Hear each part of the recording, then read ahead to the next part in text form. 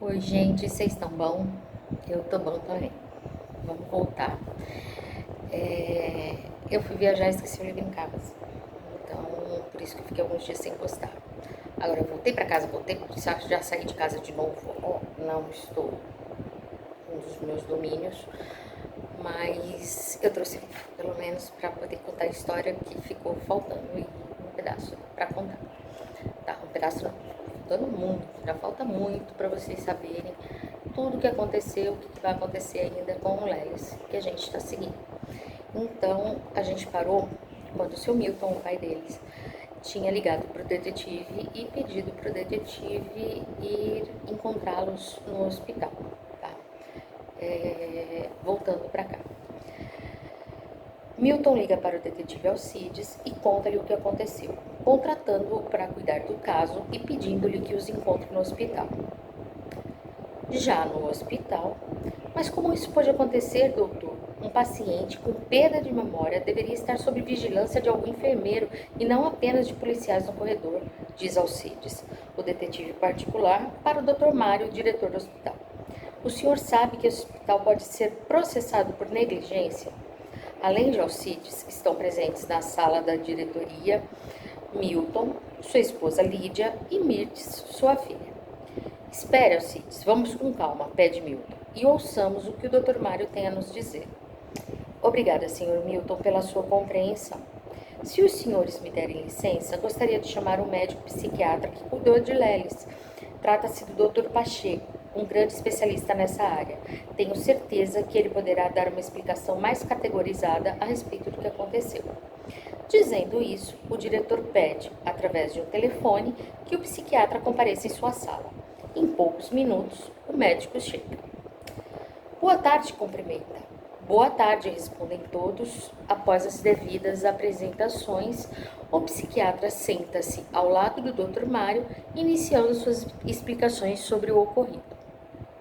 Na verdade, diz ele, após algumas considerações iniciais, não víamos nenhuma possibilidade de o paciente evadir-se de seu quarto, pois em casos como o dele, as pessoas não têm objetivos definidos, ou seja, não possuem na mente nada que possa atraí-los para um lugar qualquer e possa afiançar, mesmo que em todos os casos que eu atendi, em todos os meus quase 30 anos de atividade, nunca um paciente desse gênero teve um ímpeto de sair de seu quarto. Sentem-se muito inseguros para qualquer atitude dessa natureza e o que mais desejam é a segurança de um ambiente acolhedor. Começou já, né? Acontece que justamente o meu irmão foi à sessão de seus quase 30 anos de atividade médica, disse para Mirtes. E agora, continua, o que vamos fazer nesse caso sui generis de toda a sua experiência, hein, doutor? Sinceramente, não sei o que dizer, responde o psiquiatra humildemente. Penso que não adianta discutirmos a respeito de falhas agora, minha filha, pede Milton sensatamente. O que necessitamos é que o Dr. Pacheco nos conte o que aconteceu com Lelis e nos indique um caminho, ou melhor, indique um provável caminho para Alcides. O senhor tem toda a razão, concorda o detetive. Fale-nos algo que possa nos ajudar a encontrá-lo, doutor. E eu falei que ia fazer presepada, tô tudo igualzinho.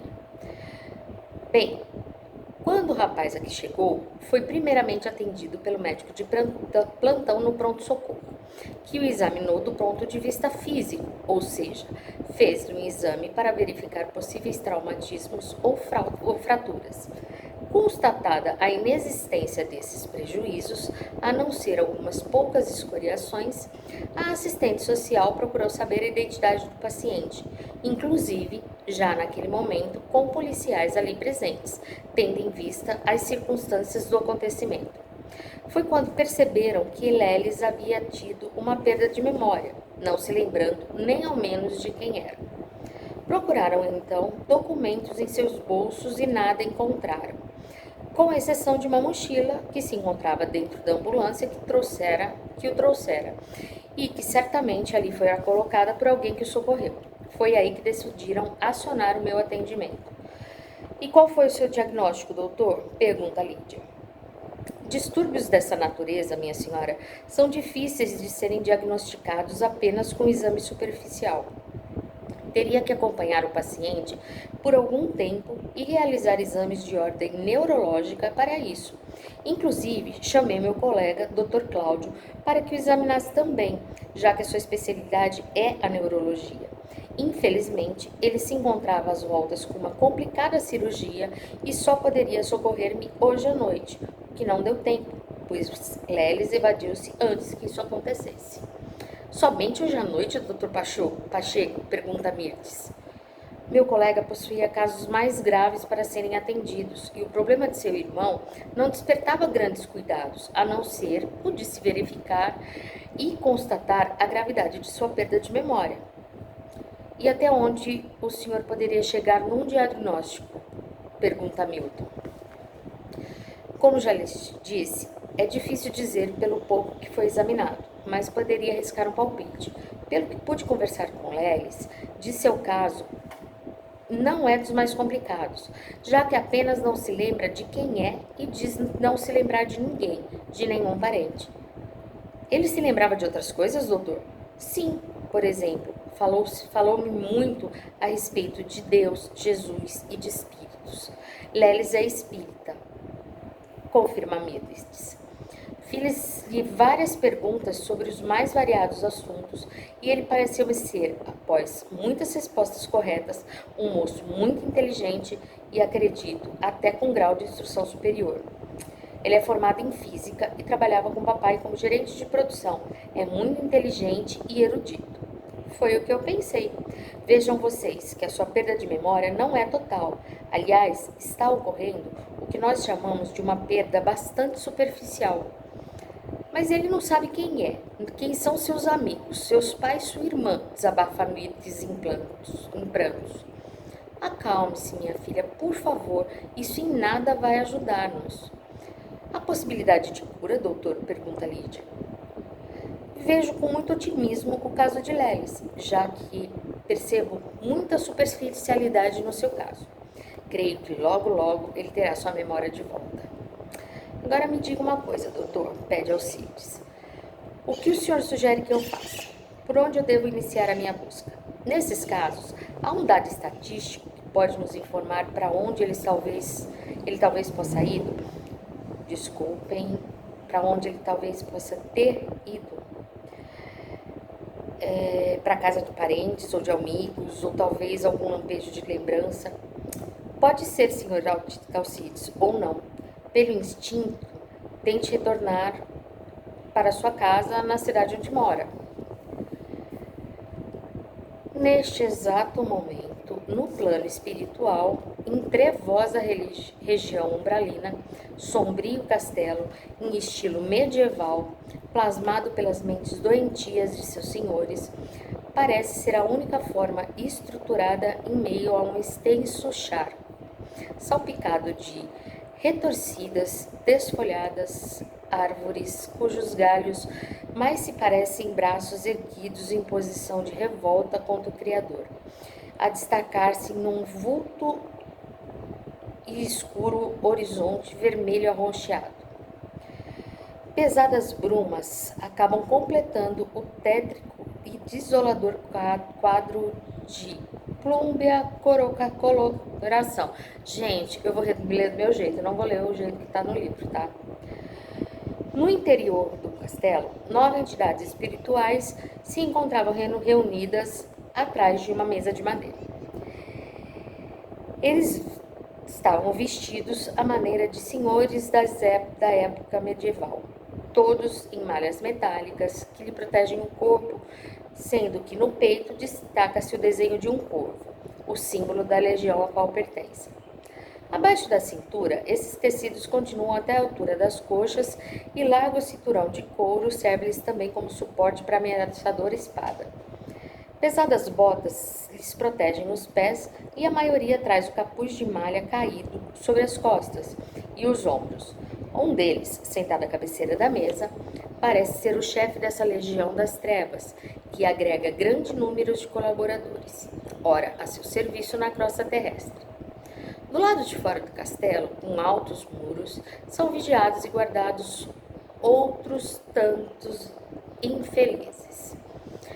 Constituem eles confessos inimigos do Cristo, a quem, equivocadamente, em seu nome, lutavam quando encarnados na Idade Média e que, após a morte de seus corpos físicos, não encontraram nada além do limite da tumba, senão as trevas e a revolta, já que esperavam serem recebidos com homenagens pelo seu Senhor ou por seus anjos, como assim imaginavam. Conhecedores que eram dos ensinamentos de Jesus, porque alertados foram alguns poucos religiosos da época que preferiram calar, tiveram recaída sobre si toda a responsabilidade de seus feitos atrozes e vis, da torpe da busca do efêmero e ilusório poder. A câmera tá aqui.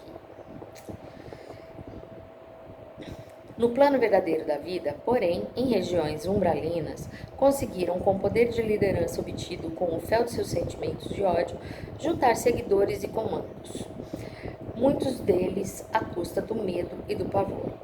Hoje, lutam contra o Cristo, principalmente no que ele representa dentro da doutrina espírita, que, além de divulgar cada vez com mais êxito os ensinamentos do Mestre, também chega, através do trabalho dos espíritas, a atrapalhar os seus planos de maldade. Há algum tempo, boa parte da atenção desses combatentes a serviço das trevas se encontra voltada quase que exclusivamente contra Lelis, que, apesar de, no passado, lhes ter sido companheiro, é tido como um traidor. Tem conquistado, com o passar do tempo, após libertar-se do ódio, crescente evolução moral e espiritual, militando hoje nas hostes dos divulgadores do espiritismo. Sabem eles também que Lelis encontra-se comprometido com esse trabalho de divulgação, não somente através dos livros, como principalmente através de seus próprios exemplos e de seus ensinamentos.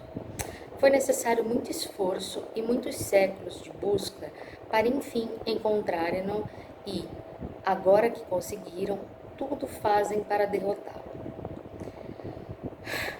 Esse Paulo não soube contratar a pessoa certa, um imbecil que falhou na mais simples missão. Por isso, temos que tentar de outra maneira. Quem sabe conseguimos levar Romildo à vitória e à morte desse miserável do Lelis. Quero vigilância dia e noite sobre ele e não vou mais admitir queixas dos comandados de vocês, alegando que não conseguiram se aproximar por causa dos estúpidos mensageiros da luz. Não falharão dessa vez, Rufus, ou serão mais severamente supliciados, responde Faros, um dos integrantes da mesa, comandante de uma das hostes. Desta vez, a missão ficará a meu cargo. Mas preste muita atenção e tome muito cuidado com a Cláudia. É outra imbecil, mas que tem muito poder e um estúpido amor a Oni Lelis, intensificando essa irritante força. Não se preocupe, chefe, nós a derrotaremos também. Reunião encerrada, podem retomar os seus afazeres. Isso foi o que aconteceu na região umbralina. Eu vou dar uma paradinha agora, volto mais tarde para fazer um outro vídeo. Obrigada por quem está seguindo, obrigada por quem está dando joinha. Mais uma vez, desculpe a minha falha, tá? Como vocês estão vendo, eu não estou na minha casa, eu continuo com o mesmo óculos. A luz está vindo daqui porque, ó, se eu ligar a luz do negócio aqui, ó meu óculos, que belezinha. Então, assim, não vai rolar, não vai dar certo. Eu não consigo ler assim. E se ficar assim também, não sei, vai ficar meio estranho, né? Eu preciso ficar um pouquinho mais reta. Então, a gente vai ficar com isso daqui desligado mesmo. E daqui a pouco eu volto com os cabelos quase secos, parecendo palha de milho, tá? Beijo, beijo.